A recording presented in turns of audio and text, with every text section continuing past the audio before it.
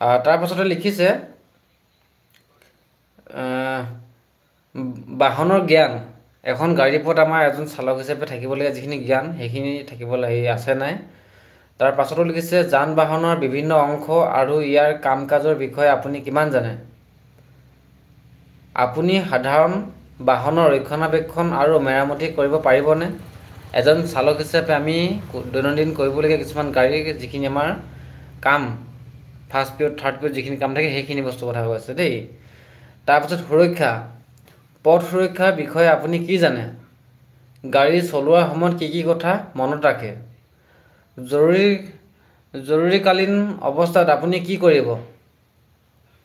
তাৰ পাছত লিখিছে পুলিচৰ যিটো আমাৰ পুলিচৰ বিষয়ে আমি কিছুমান পুলিচ যেতিয়া আমি ৰাস্তাত আগচি ধৰে বা ডকুমেণ্ট চেক কৰে সেইখিনি বস্তুৰ পৰা আমি কি জানিব লাগে। তাৰ ওপৰত লিখিছে যে আৰক্ষী বাহিনীত চালক হিচাপে কাম কৰিব এইটো নহয় পুলিচৰ আপোনাৰ যিখিনি ধৰি লওক ডকুমেণ্ট দেখাবলগীয়া হয় আৰক্ষী বিভাগক যিখিনি আমাৰ MVI থাকে MVI-সকলে ৰাস্তাত যেতিয়া চেকিং কৰি থাকে তেনে অৱস্থাত আমি এজন চৰকাৰী চালক হিচাপে হ'লে মানে যিখিনি ডকুমেণ্ট দেখাবলগীয়া হয় বা লগত ৰাখিব লাগে সেইখিনি ডকুমেণ্ট কি হয় আপুনি জানেনে। আৰু ইয়াৰ প্ৰশ্নটো হৈছে যে আপুনি আৰক্ষীৰ বাহিনীৰ চালক হিচাপে কাম কৰিবলৈ কিয় আগ্ৰহী। মই যিখিনি প্ৰশ্ন আপোনালোকক এতিয়া মানে পঢ়ি আছোঁ এইখিনি হয়তো আপোনালোকৰ ইণ্টাৰভিউ সময়ত আপোনালোকে সন্মুখীন হ'ব পাৰে। গতিকেলৈ আপোনালোকে কথাখিনি নোট কৰি ৰাখিব।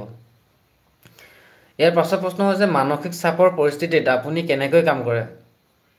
এইটো কুৱেশ্যন ইমান অহা সম্ভাৱনা নাই হ'লেও ইয়াৰ পাছত লিখিছে মন কৰিবলগীয়া যে এইটো কেৱল এটা সাধাৰণ গাইড আৰু সাক্ষাৎকাৰত সোধা নিৰ্দিষ্ট প্ৰশ্নসমূহ আপোনাৰ পটভূমি আৰু অভিজ্ঞতাৰ ওপৰত নিৰ্ভৰ কৰি ভিন্ন হ'ব পাৰে বুলি কৈছে হ'ব পাৰে বুলি কৈছে তাৰপৰা অতিৰিক্ত টিপছ সাক্ষাৎকাৰৰ বাবে ভালদৰে প্ৰস্তুতি চলাওক। তাৰ পাছত আত্মবিশ্বাস আৰু পেছাদাৰীভাৱে উত্তৰ দিব। আপোনাৰ গাড়ী চলোৱাৰ দক্ষতা আৰু অভিজ্ঞতা উজ্জ্বল কৰি তোলক। তাৰপিছত পুলিচত প্ৰতি আপোনাৰ আগ্ৰহ আৰু পুলিচত মানে চাকৰি কৰা আগ্ৰহ আৰু তাৰ প্ৰতি আগ্ৰহ আৰু কি দেখাব লাগিব জ্ঞান প্ৰদৰ্শন দেখাব লাগিব। আৰু এইখিনি বস্তু দেখালে মানে আপুনি ইণ্টাৰভিউত সহজতে চিলেকশ্যন হ'ব পাৰিব যিটো আমাৰ ড্ৰাইভাৰৰ নিযুক্তি প্ৰক্ৰিয়া হ'বলৈ গৈ আছে। ইমান সুন্দৰকৈ কথাখিনি লিখিছে চাওকচোন বাৰু। আৰু আমাৰ বাকীবিলাকে কি কৰি থাকে কাজিয়া কৰি থাকে।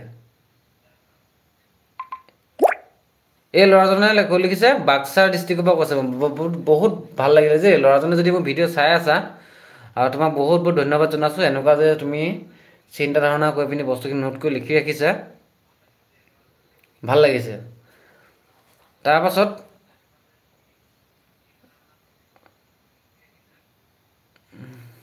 আমাৰ ইয়াত এতিয়া অংকুৰ বৰঠাকুৰে কৈছে যে টোটেল কিমান কেণ্ডিডেট হ'ব মেক্সিমাম জনাব নেকি কিবা আইডিয়া। চাওক ইয়াতে কিমান কেণ্ডিডেট হ'ব কি কথা এইখিনি বহুত বাদ দিওঁ আপোনালোকে। এতিয়া এই CM ছাৰে সেইদিনাখন ঘোষণা কৰিলে যে কি হ'ব 2টা মাহৰ ভিতৰত গোটেইখিনি যিমানখিনি প্ৰক্ৰিয়া আপোনাৰ নিযুক্তি প্ৰক্ৰিয়া পেণ্ডিং হৈ আছে বৰ্তমান সময়ত সেইখিনি বস্তু 2 মাহৰ ভিতৰত কমপ্লিট কৰিবলৈ CM ছাৰে সেইদিনাখন কৈছিলে। গতিকেলৈ তাৰ তুলনাত চাব গ'লে মানে আমাৰ এতিয়া আজি মাৰ্চৰ কেই তাৰিখ হ'ল আপোনালোকৰ 18 তাৰিখ 18 তাৰিখ হ'লে মানে মাৰ্চ মাহৰ কি কয় ফেব্ৰুৱাৰী মাহৰ আজি 18 তাৰিখ মাৰ্চৰ ফাৰ্ষ্ট উইকত মই আগতেই ভিডিঅ'ত কৈছিলোঁ আপোনালোকক যে মাৰ্চ মাহৰ প্ৰথম উইকতে হয়তো আপোনালোকৰ ড্ৰাইভিং স্কিল টেষ্টটো হৈ যাব পাৰে। তাৰ কাৰণে আপোনালোকৰ যিখন ড্ৰাইভিং লাইচেঞ্চ আছিলে ড্ৰাইভিং লাইচেঞ্চখন মানে কিছুমানৰ তাত ডেট অফ বাৰ্থ ভুল হৈ আছিলে কিছুমান স্পেলিংবিলাক ভুল হৈ আছিলে নাম চাম এনেকৈ গৈ পিনি সেই বস্তুখিনি মই আগত ভিডিঅ'ত কৈছিলোঁ যে ঠিক কৰি ল'ব বা দ্বিতীয় অফিচত গৈ পিনি বা অনলাইন মাধ্যমে আপোনালোকে বস্তুটো কাৰেকশ্যন কৰি ল'ব। যিসকলে কৰিলে নকৰাসকলে জানেই চাওক ইণ্টাৰভিউ দিব যাওঁতে আপোনালোকৰ ডকুমেণ্টৰ একদম প্ৰপাৰ ডকুমেণ্টখিনি আখৰবিলাক সম্পূৰ্ণ মিলিব লাগে। ইটোৰ লগত যদি ইটো নিমিলে